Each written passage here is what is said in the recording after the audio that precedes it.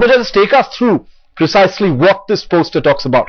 Very interesting, the kind of language that has been used, almost assuming a position of power. This so-called Jharkhand Mukti Sangh has said that we are issuing a farman, a diktat to all the women in the city, and we're talking about a fairly cosmopolitan city, Ranchi, that they will not be allowed to wear jeans after the 20th of this month, and if any of them dare disobey, if they decide that they want to wear jeans, or if they want to venture out of their houses without being properly covered with a stole or a shawl, they will face an acid attack. And not only that, these posters also warn that their houses will be attacked. So not only the girls, but even their families will be targeted. What's worse is that, Shiv, all this while, the police is completely clueless about even the antecedents of this group. They're saying we've no idea who these people are. But imagine, through the night, across the city of Ranchi, hundreds of these posters were plastered across all the prominent places, and the police has absolutely no clue. No eyewitnesses have come forward to say who put them up, who is responsible for it, and someone who's issued such a brazen threat cannot even be identified, leave alone be arrested.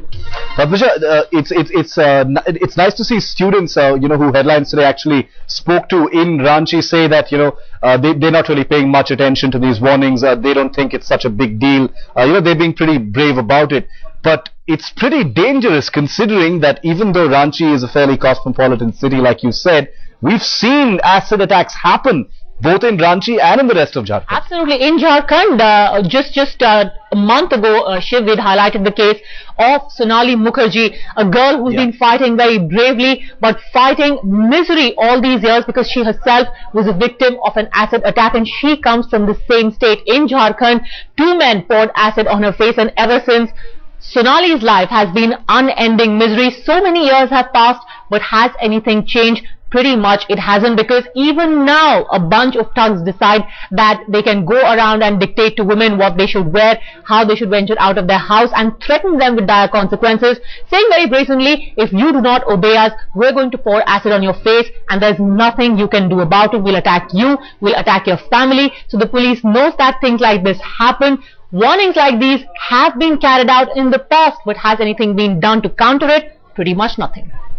Pretty much nothing. That's the dangerous sign as far as this is concerned. It's something that can be swept under the carpet and said it's just someone wanting a bit of attention by some fringe group who nobody's ever heard about. And yet, how can anyone really take a risk with something, with a message that threatens such terrible violence against women in the city of Ranchi? Shanta Sinha is still with us. She's back with us on the phone. Apologize for that audio problem, ma'am. Go ahead. You were telling us about what you thought about this warning in Ranchi. I just wanted to follow up on what you said. These cannot be taken lightly, and it cannot be seen as a non-serious, frivolous poster. And we know that in many instances it is these so-called frivolous posters that are actually serious. So the police will have to find out, trace who these people are, and if you take it upon them, I'm sure they can find out who they are and nip them in the bud. Also, there has to be, I think, outrage everywhere, including Students' Union. It's not just girls, but boys. Everyone should sort of give public statements condemning this action. Just in the manner in which Headlines has condemned it, I think everybody should come out and condemn this and say that we cannot have any Talibanization, we cannot have any moral code or dress restrictions for girls or boys in contemporary society.